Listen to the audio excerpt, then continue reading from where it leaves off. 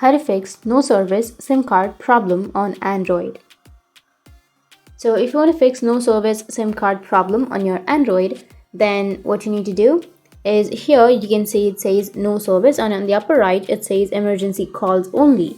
So if you want to fix this problem, then first you just need simply go and turn on your airplane mode for a minute. So open up your airplane mode and wait for a minute and then again turn it off.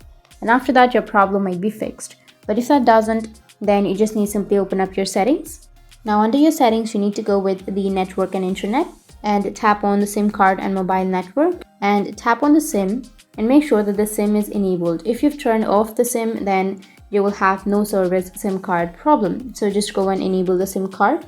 Once you enable the SIM card, then your problem will be fixed. Or if that still doesn't, then you just need to simply go back and you need to go with the search. Under search, you can search for reset. Once you search for reset, tap on the reset Wi-Fi, mobile and Bluetooth. And after that, reset your Wi-Fi, mobile and Bluetooth by going to the reset settings, which is on the bottom, and your problem will be fixed. So that's it. And if you have any questions, feel free to comment below. Thanks for watching.